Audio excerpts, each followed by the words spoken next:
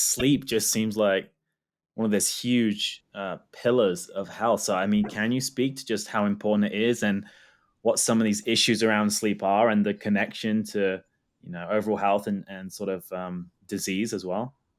I think sleep it's become so important, right? And the more and more that we understand about it, the more and more we realize that it's related to so many different aspects of our health. So that's probably one of the most interesting things about sleep, right? There's so much unknown about it.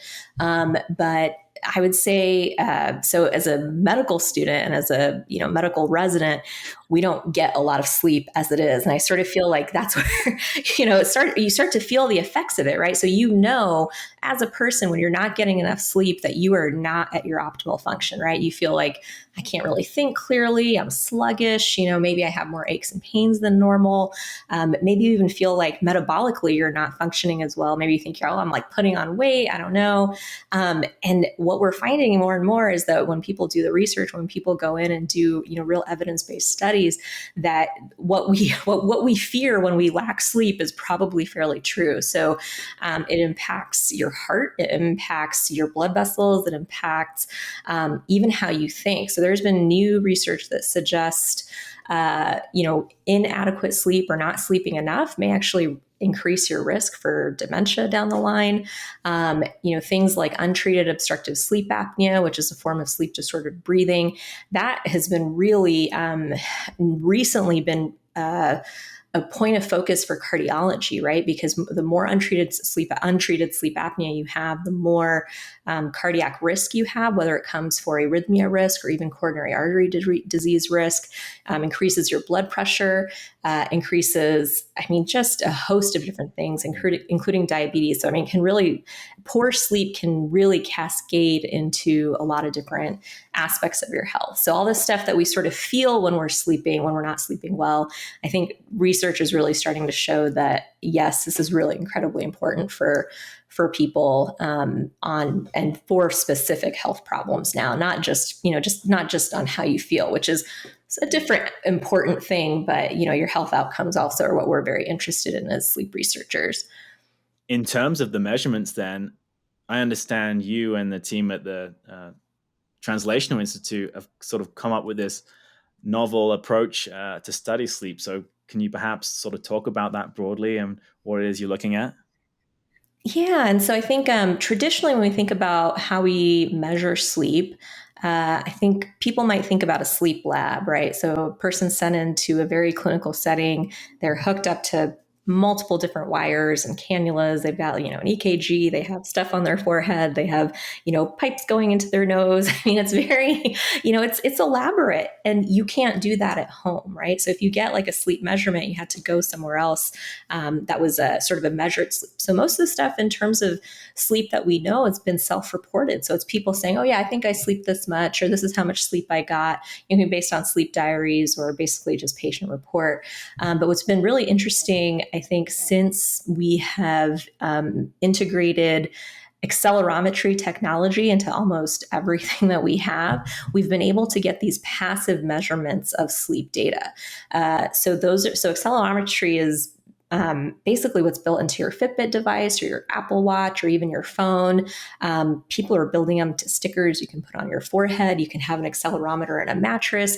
You were able to really now pick up and detect these activity changes between day and night. And we can get a general sense, at least, of what people are sleeping in terms of their duration and maybe, how much they're awakening at night and what time they're in bed and what time they're getting out of bed. So the, data that we get from activity trackers isn't really, it's not polysomnography, right? So it's not the gold standard measurement of sleep, but it gives you a pretty good idea or a pretty general view of how people are sleeping from an objectively measured way. So we're really trying to harness that type of objective information that is out there in the population already, and we're trying to bring that into the research studies that we do. And you just mentioned these fitness trackers having sort of broad idea of what someone's sleep is like. And do we know how accurate these things are? And how do they work? Is it based on activity? Is it heart rate? Is it other things that these trackers can measure? So the way these devices work, it's actually the base technology in all of them is a fairly old technology based on accelerometer. So an accelerometer is basically it takes the movements in either your wrist or your hip, or it kind of depending on where you place it, you can like put it on your foot, put it on, you can put it in many different places, but it does measure activity. So in a certain period of time, say in a 15-second or a 30-second period, it measures the number of activity, how much activity was recorded in that minute or in that period of time that you set it at. And then that's sort of tracked over the course of the day. And then these devices are able to have algorithms that can compare when there's a longer period of inactivity compared to when there are larger periods of activity. And it measures it based on multiple regions around the particular time in question. So that is probably the most base level, just based on the activity sort of technology that we use. And that gives us the idea, or at least gives us a sense of the amount of sleep people get. So it gets at sleep duration and when people are, trying to get rest and when they're trying to maybe get up and get out of bed. Now, you also get, like, if people are trying to get, if they wake up in the middle of a nap, or if they wake up during a period of sleep, or if they're napping during the day. So even the most basic level of technology can get you that information to a reasonably accurate degree.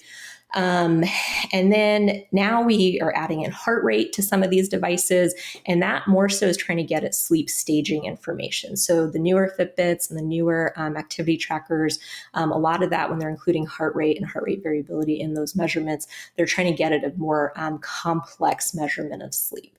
But you don't need very much just to get the general sort of gist of how a person is sleeping throughout the day. Is the timing of sleep as important as, say, like overall duration? Because people have sort of different habits, right? With, whether they are a early riser and they go to bed early versus if they stay up all night and then sleep in. Yeah. So there's a lot of question surrounding that. And I feel like, I don't want to bring down, I feel like this is a positive podcast. It's great. So I feel like I'm going to bring up all this, I feel like I'm going to bring like this doomsday view, but really when you get your sleep is actually really important. So, I mean, if you take the idea of shift workers, so if you think of, say, for example, nurses that might work night shifts, it's the more night shifts that you work in a month, like your outcomes for cancer are far worse. Like, so including like breast and GI cancers. And now data shows that it's not only related to certain genders, it's pretty much everybody. But what we're also finding is that people who maybe have like less sleep during the weekdays. Maybe there are 6-hour sleepers on the weekday, but maybe like a 8 or 9-hour sleeper on the weekend. Those individuals also have maybe are linked to more worsened health outcomes. So your sleep variability, or how regular your sleep is, also matters. Maybe not as much as duration matters, but the irregularity does matter. For adults, most sleep societies recommend on the order of 7 to 9 hours of sleep per night. And I would say about 60 to 65% of the population generally meets that. And that's based on people who report their own sleep, and also studies that we've done based on sleep measurements that we've tried to take. But that leaves about 30% of our population that is at risk for short sleep duration, which, again, kind of going back to the clinical setting, I mean, it's problematic for patients.